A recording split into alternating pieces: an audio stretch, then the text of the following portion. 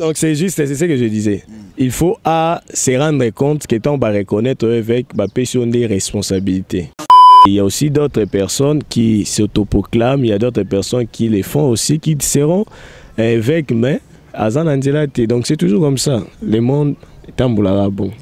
Quand ça m'a la vision, tous en un département.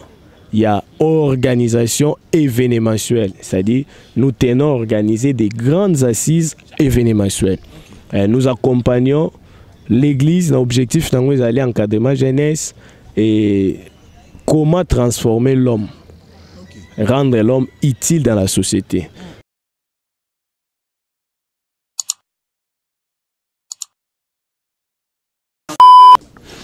Bonjour, bonsoir, bon après-midi. Na RO Bino Bozo Yambabiso, na Katia, notre chaîne, surtout na CTV, à notre maman Anna Kalambay, moi c'est Papa Carlos Kalambay, couple pastoral, na Katia, précisément na Katia France.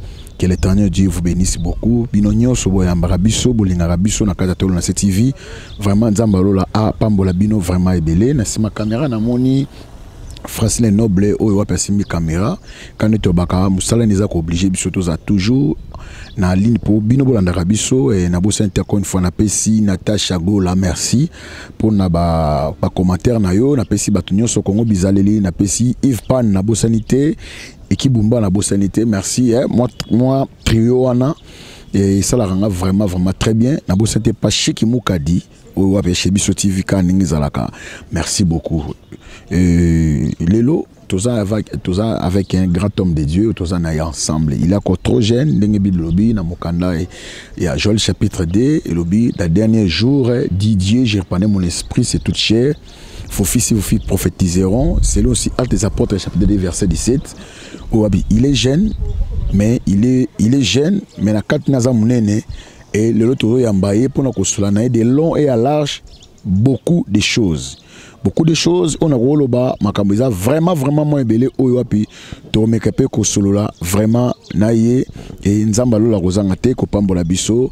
Je crois collaboration avec mon caméraman na Combo ya Francis a fongoli directement plateau pour tout le monde à notre invité. Bonjour l'homme de Dieu. Bonjour papa. Boni. Oui malamu, nazali très bien bino pelokola. Habité to benga yo pasteur apôtre. Pasteur, apôtre, évangéliste, évêque, archi-évêque, quata-bishop, pape, de limba, de matete, de changu, na babengo nani, basiono nyoso, babengo nani. Pasteur Jonathan Mayala, c'est mieux. C'est mieux, c'est-à-dire, à part, on a ce qu'il y a encore une autre appellation, babenga kayo, yo mo préféré que na mission babengo, pasteur Jonathan Mayala, to, à part pasteur Jonathan Mayala, babenga osu nani. Maya la vision. Maya la vision. Ok, merci beaucoup l'homme de Dieu. Je crois to meka poko solano kamoko oyozali vision o nzambe a bengelio. Na mona zana d'abord trop jeune na meka pe derrière non moi ko takine na habité yo jeune lokola yo boy et loko nini motivation esala ki oki okota musala ngonza mosala nzambe na habité o cop au moins cop to boutique to zailo moka non on envie qui peut mutu moko to ne ba jeune serviteur belé lo a changu ba ko envier mutu mo pour prophète ba mo bengé ko père na habité pour envier qui est.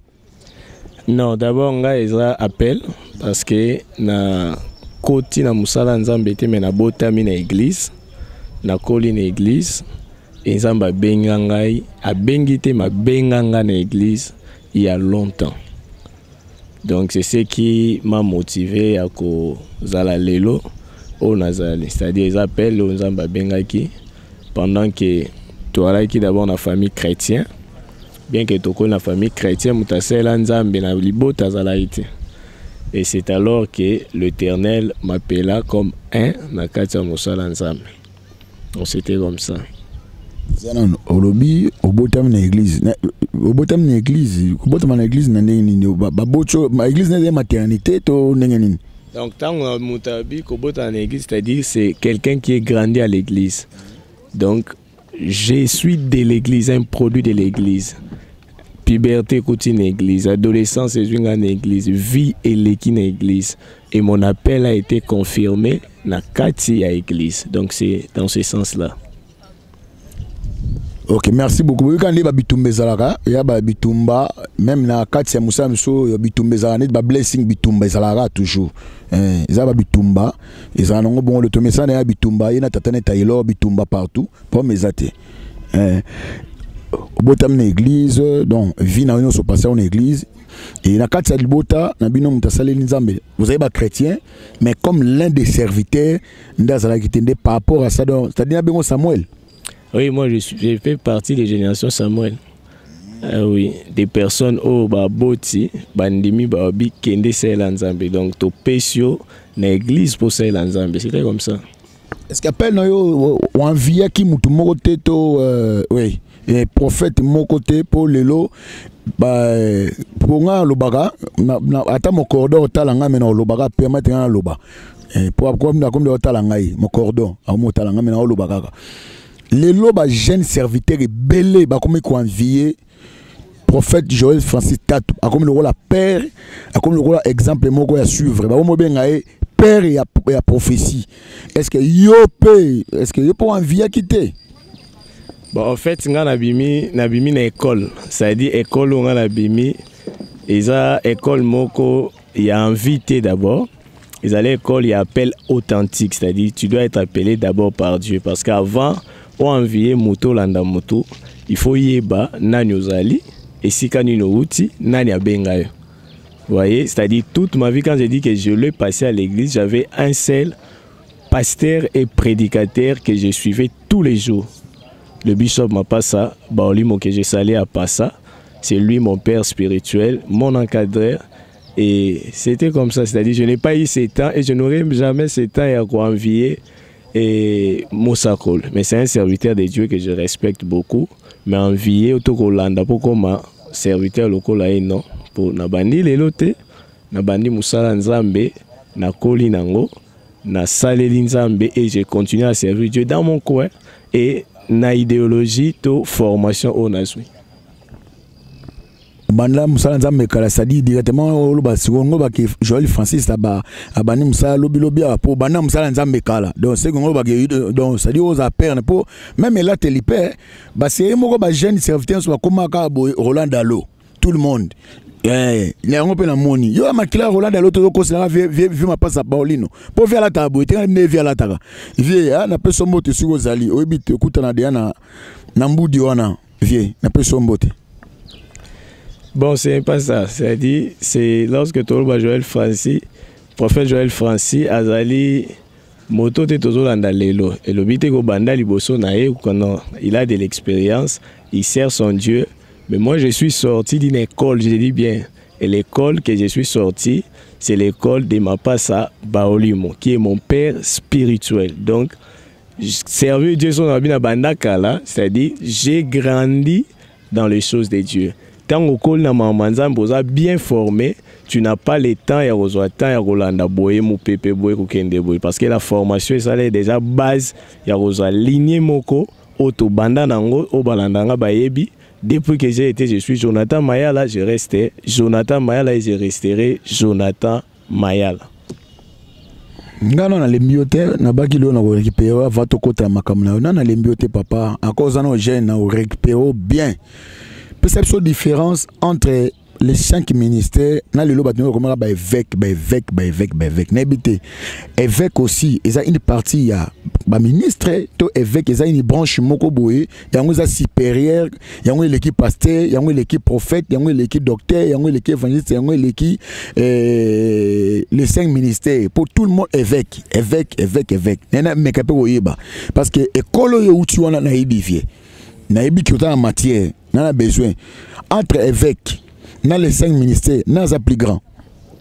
Bon, le 5 ministères, c'est qu'il faut savoir du 5 ministères, d'abord c'est un appel. Dieu appelle et il donne à l'église. C'est-à-dire ce sont des dons que Dieu a donnés pour la perfection des saints à 4 églises. Il a appelé d'autres comme des apôtres, évangélistes, docteurs, pasteurs et prophètes. Donc c'est ça. Maintenant, l'évêque, ils ont charge, ton responsabilité par rapport à l'ancienneté, ton responsabilité moko mutaza dans l'église corps du Christ. C'est ça l'évêque. C'est-à-dire un évêque doit être reconnu non pas par des fidèles, par des serviteurs de Dieu au Batali, apport na yo na kati église corps du Christ, apport na yo na kati ya ministère, nde bango barolo bazala mpaka, évêque eza mpaka, évêque ezali charge, eza responsabilité, eza titre honorifique te. Lelo combien un titre honorifique, je crois au monde ngo lelo, tout le monde ba comme évêque, mutazayi pasteur pour mbala moko évêque. Mo na tanga kombo tazana lemba. Azana lemba wa. Tanga ka pas vie ya 6e mairie pas la commission évêque, ina mo c'est comme évêque. Ce que nazo yebate. Azana lemba. Donc c'est juste, c'est ce que je disais. Il faut se rendre compte que tant va reconnaître évêque, va pécher des responsabilités. Reconnaître ka pas mutu moko. Non, pasteur faut pas reconnaître. Il va reconnaître ka pas mutu moko. Donc il va reconnaître et pas évêque général ou à 6e mairie, il a combo. Il y a prophète Dodo Kamba à reconnaître ka mais il y a d'autres pasteurs à reconnaître tes mamans comme évêque. Et là il faut qui l'a reconnu, c'est ça la question. C'est-à-dire, ceux qui m'auto à reconnaître d'abord bengue évêque général. Donc, à ça peine habilité, à la possibilité à comment par rapport il y a non. L'engana pour mettre comme évêque au talipe bobo na moni je sais pembe na moni na comme c'est évêque. Pour l'homme souper comme un peu cop bongo hein. Bon, je ne crois pas que cop parce que évêque général Dodo Kamba c'est un homme d'abord qui se respecte, c'est un homme intègre que je connais, j'ai un bon témoignage de lui. Il a toujours été poussé par des bonnes motivations. Donc ce qui a reconnaître un évêque, c'est qu'à 8 ans, il y a otalaye, il y a observé, peu comme on a apport ni il y a apporté dans l'église corps du Christ. Ok, on est juste entre parenthèses maintenant pour te fond là, nena baki pour te fond la mener mission na moni, maman na beta yo mena mono zozong sanga bo. Et puis on a moni na longoli, selon na moni apeso yo comme na évêque. Selon Zambe c'est bien, c'est-à-dire lorsque bantoma ba osangana balobi tala to pesio charge parce que l'évêque n'a bandé les responsabilités à charge va reconnaître par rapport il y a apport au yoro même l'église corps du Christ non pas de l'église seulement locale l'église corps du Christ au milieu des pasteurs ndé tang barota babi bon tala yoana charge no yango to boyate. OK, mais pour nous l'évêque selon surtout dans la Bible très bien. Un évêque, il faut d'abord marier d'une seule femme, il faut un bon témoignage, il faut avoir une conduite mais évêque ya mikoloyo oyo ya mikoloyo ba évêque ya mikoloyo surtout landi selon la Bible ce sont pas des évêques o mikolo to mona ba évêque divorcé ba évêque baza ko se remarié ba évêque bana ba oteka ba drogue ba évêque bazo sala makambo belé ce sont des évêques. Est-ce que réellement baza digne aux ba évêque?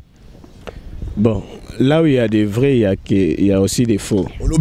Là où il y a des vrais, il y a des faux aussi. C'est-à-dire ba évêque onyo so selo yo ngo baké ba évêque onyo so baza divorcé oyo ba remarié, c'est-à-dire ba faux. Ok, ça va. Bon, tout l'équipe. Tout l'équipe. Ce n'est pas ce que j'ai dit. C'est un et si bah vrai bazali, bah faux bazali. Donc ce sont les lois de la nature. Et tant bon, il y a toujours des personnes qui sont des évêques. Où il y a des critères où Timothée a péché et Zanakat. Et il y a aussi d'autres personnes qui s'autoproclament. Il y a d'autres personnes qui les font aussi, qui seront évêques, mais à Zanandelate. Donc c'est toujours comme ça. Le monde. Bon. Course au pouvoir, il y a un leader mokobo ya Congo ni le loba évêque général bazozala na habité course au pouvoir wana est-ce que même Christ peut le connaître ça c'est plan nango course au pouvoir na ngainde tant yo ka loko na attaquer serviteur Dieu.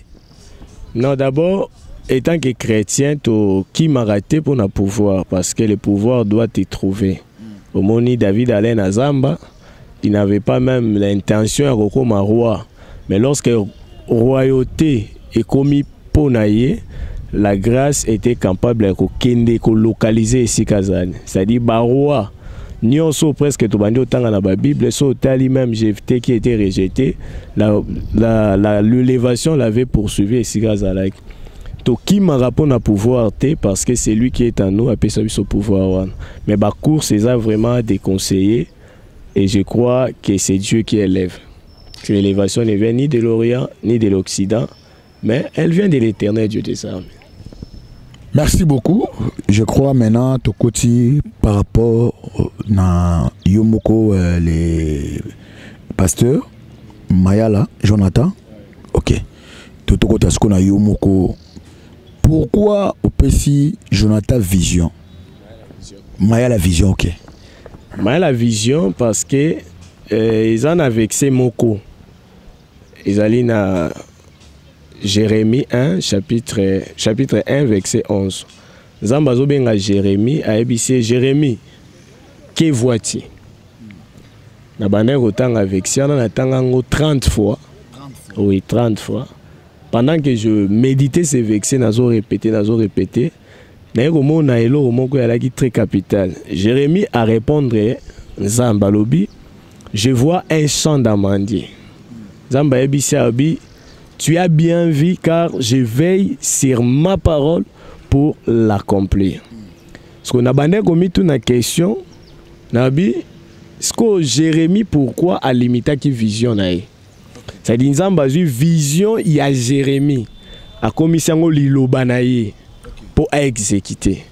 Maintenant, ce que Jérémie a loba qui peut-être n'a pas légion si Jérémie disait que je vois une voiture, c'est que Zamba ça la tout vision Jérémie est comme ma voiture.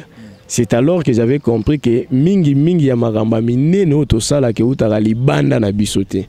Donc c'est que en moi, je dois avoir une vision. C'était là que Nabimi Saki Maya la vision. Donc Dieu m'a demandé que vois-tu, je vois mes visions.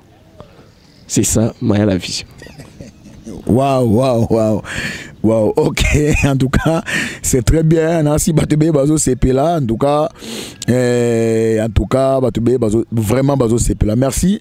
Nengue Namoto qui est bien. En tout cas, Namoto qui est bien. Mais nous sommes encore à la minute. Maya la vision, marié, père de 10 enfants, divorcé. Non, je suis célibataire. Je ne suis pas encore marié. Célibataire en vie? Oui, célibataire en vie. Bientôt là. Et je crois que les gens ça en rôle. Ok. D'accord. Mais qu'est-ce que vous expliquez sur Maya la vision? Na kata Maya la vision, Batu, il y a retenir nini? Maya la vision n'est dénomination en haut de Jésus Loba et lobby déjà nyonso. Maya la vision. Donc ce sont le vision de Mayala. C'est-à-dire Mayala, personne à Zaliawa. Maintenant, il y a une autre Mayala. C'est-à-dire Mayala idée, Mayala vision, Mayala idéologie, Mayala planification, Mayala planning. C'est-à-dire nyonso wana ne sali Mayala vision. C'est-à-dire to naliboso to bandai ko sala mingi ba événement ko aider ba tout des fois aussi ba gestes humanitaires. Il y avait des associations, des organisations to bandai ko sala et là qui un peu éparpillé. Une vision et bandai ko sala. On est to pensa qui to bino et koki ko tika la idée te. Vi impact na yango, vi makambo esali na mboka mena po ko ma structure. De to créer kango loko la structure, Maya la vision ou na kati ya Maya la vision toza na Asbel, na kati ya Maya la vision toza na département. Il y a organisation événementielle, c'est-à-dire nous tenons à organiser des grandes assises événementielles. Nous accompagnons l'église, l'objectif c'est d'aller encadrement jeunesse et comment transformer l'homme, rendre l'homme utile dans la société. Donc tu bandé ko penser na comment ba jeune kuluna o babimi lelo ebele biso to ba jeune apport ni to ko sala. Comment les encadrer, les former et le rendre utile à la société. Né na kati na ngonde to bimisi ba branche pour et accompagner vision pour rendre l'homme utile à la société et à la miso ba perda éducation. Pour l'éducation, on peut collaborer avec des écoles aussi où ils ont accompagné biso. Misusu ba kutana nzambete ba yamba yesute. Ce qui école est raté yo, yeso rozongisa. Donc yango na kati ya la vision il y a aussi un département évangélique autosala ba assise, ba événement, ba conférence pona côté ya ba jeune côté ya ba papa opé ba zalaka ki makambo ebele côté ya kozongisa ba na nzela na kati nango nous avons aussi plein de projets Oyotoko étalés. Donc en bref, c'est ça la vision, une structure qui tient à changer l'homme pour rendre un homme utile dans la société. C'est ça notre objectif. Idée, dans la vision, comme si le rôle Ozana prolonger, on a une vision, même soit des fois comme député, tu es un jour. Bon, député, ça fait partie des ambitions, on les a personnelles.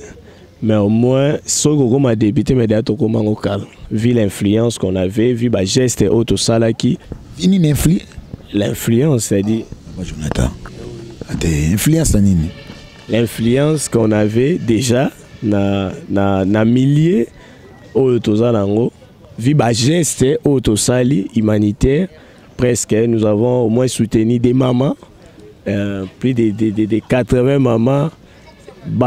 Jeune koloba même pas to sali ba réserve to pesi ba formation déjà en plein Rwanda ça pourrait nous permettre à comme député, mais ce n'était pas ça la mission est allée rendre comme un apport na société, comme un apport na mokili que la vision yaki ils ont ici bana o batanga qui était classe la vision yaki et pesi ba maman possibilité à ko se retrouver. Miso bazali bazotangi sabana te parce que mbongo ya ko pesa na classe ezate. Donc c'est ce qui nous a permis ya ko concevoir vision oyo pour amener quelque chose na moto oyo to bengi congolais. Ça fait au moins combien de temps to bandozi vision, ça dit combien d'années to me rappelle oyeba. La vision ça au moins 3 ans déjà comme structure parce que auparavant dans le baki c'était juste des idées oyo to bandé qu'on mettre en place aux autres actions aux autres travailler mais depuis que tu as qui décision et comme structure organisé avec un bureau assise de to sangana gina bandeko et aujourd'hui il y a déjà 3 ans et existence et existé. Nakati wana ya la vision, nous on structure ça fait déjà 3 ans. Quelles sont des choses que vous avez déjà posées comme acte au lelo et même si le lot ata bon aux alliés toujours mais tant au les cas ils ont le quoi na ba souvenir mon bat ba mona d'abord pour la cas social 2 spirituel d'abord on a la photo on a la base na biso et puis 3 par rapport aussi à la formation. D'abord de ce qui concerne la jeunesse et d'abord Mayala, la personne de Mayala t'opposé acte ébélé, nous avons encadré jeune autobeng jeune kuluna beaucoup nous topé ça formation il y a informatique français et misusu to zongisa ba classe na moi moyen muke onza pesa ebiso et d'autres mamans par exemple na 4 associations autoza nango il y a des mamans oyo to soutenir financièrement na ba misala na bango côté ka et tout ça. Mais de ce qui concerne la spiritualité, la vision a produit des conférences, des événements, des croisades oyo et gagna ba am ebele. Et je me souviens un certain 10 juin même tout ça la croisade on a Koma ya Yesu avec le bishop Mapassa et croisade wana to gagna plus de 30 joueurs na kata croisade joueurs à match à Léopard 30 joueurs bandima Yesu lelo bazongi la même classe bandimi Yesu après bazongi ba classe bazo ba formation et c'est comme ça. Donc nous avons laissé des traces même aussi au niveau de l'université nous avons été là pour travailler. On a travaillé dans Révérend Kim, pour travailler dans la assise, dans la conférence, nous soutenir les événements ébélés, surtout évangéliques. Il y a des églises, et je vois le pasteur Francis Sengel, il est maintenant en France et aux États-Unis.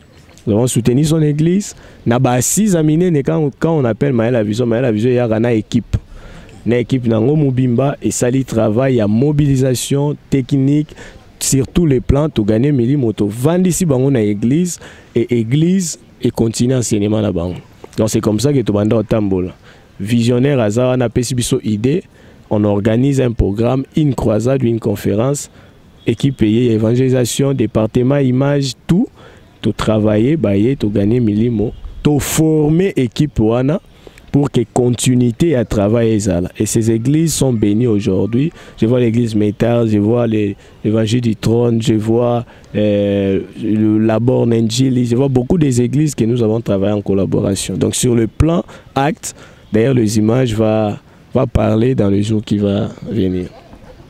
Ok. Merci beaucoup. Je crois 2 ou 3 ou 4 questions comme ça et puis des tozo si la na pour la lelo pour la première partie à notre émission ils aussi la lelo 2 ou 3 questions moko parce que tant on lo bongo et maman m'a pelé belé pe ezo matangai mais la vision ils ont une idée à construire ils ont ou soit donc ça dit quoi ils ont la vision yo un jour et comment une église tout est kalaka bongo. En fait, je suis d'abord pasteur responsable de mon église, produit de la foi qui existe déjà. Donc, la vision de l'église, la vision de la structure, na kati nango kutaba pasteur et belé. C'est-à-dire il y a des pasteurs qui sont des Maya la vision, qui sont membres de Maya la vision. Et je pourrais citer même le prophète Josué, le pasteur Francis, je vois les cordons Lover.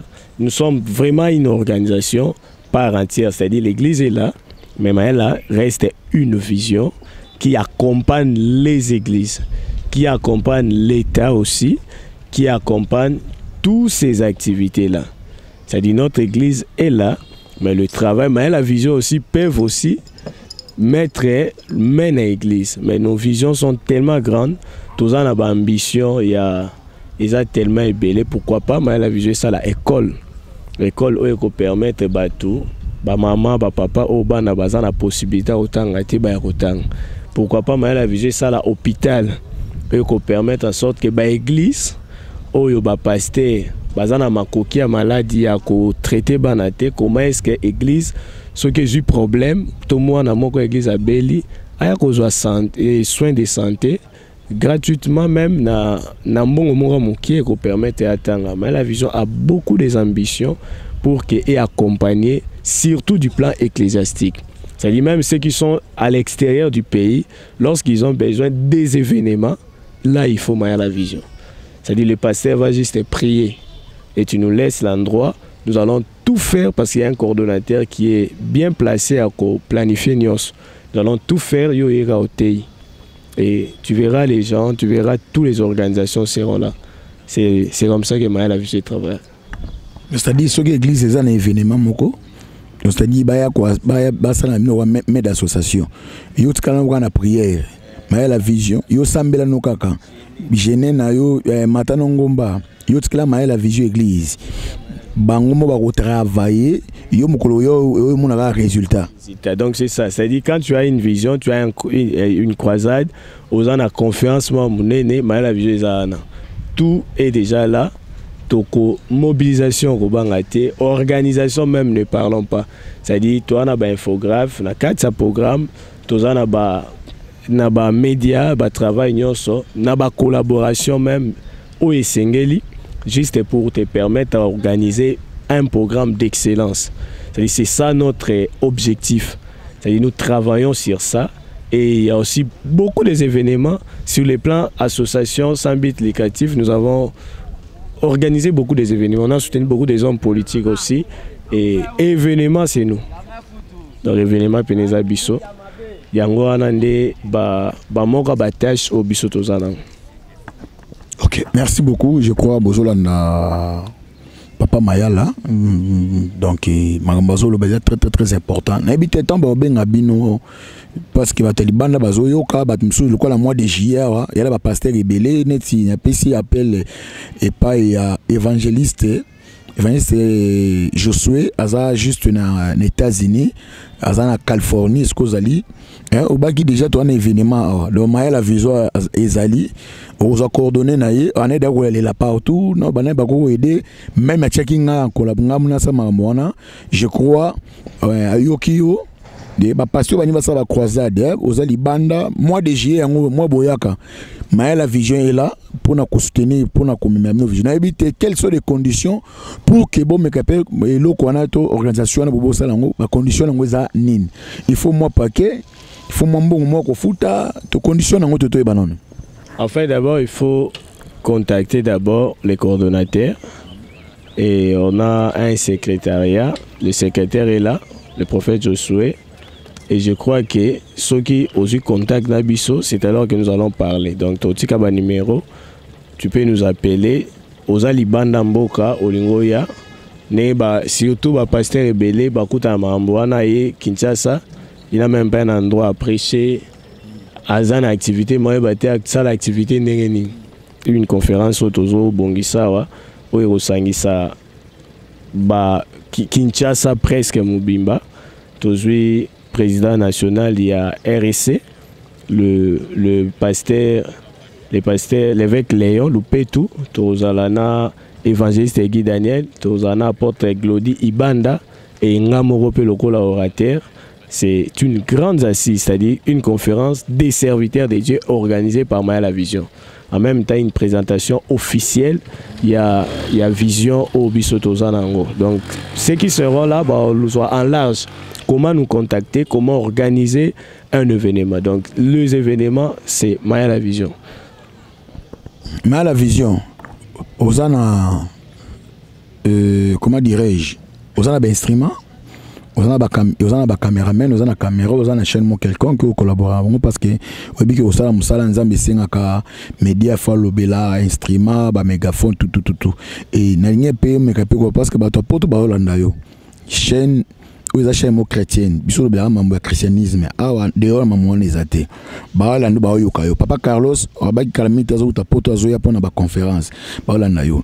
Ngala na lit bazongi langa été.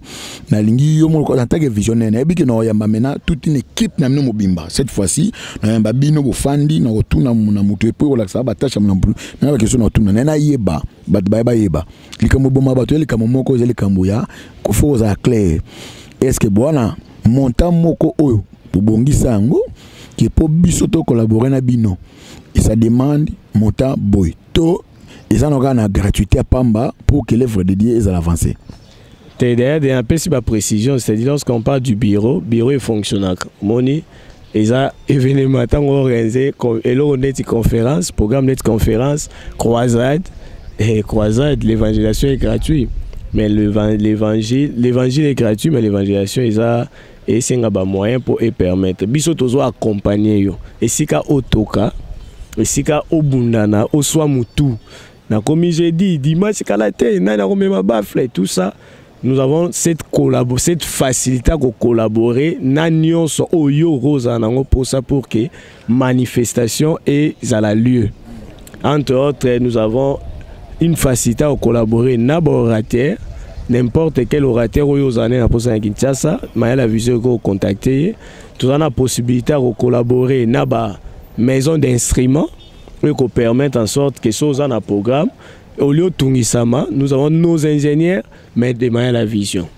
Nous avons une possibilité à faciliter notre protocole. Nous avons nos services protocolaires, mais Maya la Vision. Le service à sécurité, Maya la Vision. Nous avons des photographes professionnels où ils sont travailler. Le programme tous les équipes sont prêts. C'est-à-dire il y a toute une administration où il faut contacter pour nous solo là.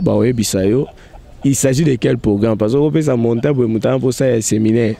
Il y a jour activité, croisade, conférence. Ça dépend de la vision au Moutazana. C'est-à-dire que la conférence, mais c'est une conférence à Mouké. Même si on a posé une conférence, mais il y a un niveau moko très élevé. C'est-à-dire selon l'excellence, biso to wara akozwa et a des maquettes. C'est-à-dire que biso maquette, biso ba maçon to tongi pour que to pese au résultat. Il y a un logo yoling, c'est-à-dire je vais une activité mais il y a boy. Biso tozu on a pesi na bureau coordonnateur à Tangi à planifier aller tozu ba équipe nyonso ou esengeli travailler na souka finalité tu verras le résultat. Donc c'est comme ça oh azana posa ya collaborer na biso il peut que nous appeler les toko l'équisae na bureau à travailler ba sololi pour na koyeba commerce que ba osala. Ok, merci beaucoup, très cher abonné. Je crois que tu es presque dans notre émission, les visionnaires, les pasteurs, Jonathan Mayala. Otoyamba qui est là, on a plateau, on a besoin de faire la besoin de na tina vision, Maya la vision, mais tu as de long et large. Na moi belé au sein de sola naï. Les autres gens juste moi briefing moi mouké, mais Mikolo Zali Koya, tu as la tina conférence wana. Et par rapport à thème wana et puis pourquoi au choisir batouana puis ba sous thème na bango pour na imemela batu nini donc ça dit ba s'attendre na nini na conférence wana ainsi wana za pona émission euro landa biso et puis to comment sur les lieux to ken na conférence to tande au salama ba jour na bino nyonso na to landela et puis na suka nango to kozwa pasteur moko pe ko interviewer bango ba oyo ba za ko ba hot ba oteya yo moko hot et puis kolanda pe mo ba d'autres serviteurs ba wana pour quelles sont les matières ba retenir papo oyo makambo obayoki. Je crois que comme na suka na bitolo ba na suka ezani ni moi qui certifié puis que numéro na contact pour na Maya la vision. Bon, nzamba pambola vraiment musala munene o na moni ezo salemawa ezo pambola bate belé et zolanda mape makasi. Nzamba pambola bino na kopesa juste ba salutation na rappeler que bientôt là tout ça émission mususu to lobe la conférence fire conférence au kopesa image na mutu nyonso aiba qu'est-ce qu'on appelle Maya la vision parce que tantôt Maya la vision c'est l'excellence, c'est la classe et je crois que fire conférence c'est en gros le 19 juin la musique le 19 juin oyo na Changu na avenue des Antennes numéro 1 église Maigre donc tozalawana na conférence monene mais bana posa okuta na biso to kozwa biso numéro na ngezali 089 plus 243 89 53 30 991 plus 243 89 53 30 991 moi ba salutation na pesi mbote na prophète Josué Oazali secrétaire et Maya la vision na pesi mbote na coordonnateur Passine à l'over Oazali cordon ya Maya la vision pe cordon ya fire conférence mbote na pasteur Francis Ndozi mbote na pasteur Francis Nunes depuis l'Hollande. Que Dieu vous bénisse, je vous aime beaucoup. Mbote surtout na maman abotanga Béatrice Oumba, joyeux anniversaire na Epenzambe apambola bino, merci. Comme ma botonde ni mais na maman maman na nozela. Wana émission yoya na pese mbote. Ok, merci beaucoup. Je crois que comme Nasuka notre émission Nabiso, c'est une émission Bopesa Francis les nobles. Bopesa merci beaucoup. Bopesa maman Anna Kalambai. Merci Belé ici que papa Carlos Kalambai. C'est bon, merci Belé tout le monde. Napesi papa Christo Emma Katala. Napesi maman Nabiso Mavatika. Nakombo ya Rema Sabaot Bambote Belé. Maman Thérèse Mouyaka. Topesi Bambote Belé. Topesi merci encore une fois. Na lipasa nangai na kombo ya Josué Christovitz na peso mbote be na bosante ma Bénédicte Kimbukusu ba bonne guérison vraiment nzamba pambolo esike bana nyoso nzamba pambola bango na bosante Brad Mikolo toujours donc il a tenira ya Juventus de terrain tout soutenir fort de Senabiso na musali zo sa makuna na kata S1 to kobo sanate c'est notre pays il faut tous aba patriotes et aux amala makasi mais mission zali koya je crois to yamba notre hôte pour parler biso fire conférence ndia ko fonder long et large et nzamalo ozanga te ko pambola biso ba ya la prochaine mais puis ciao.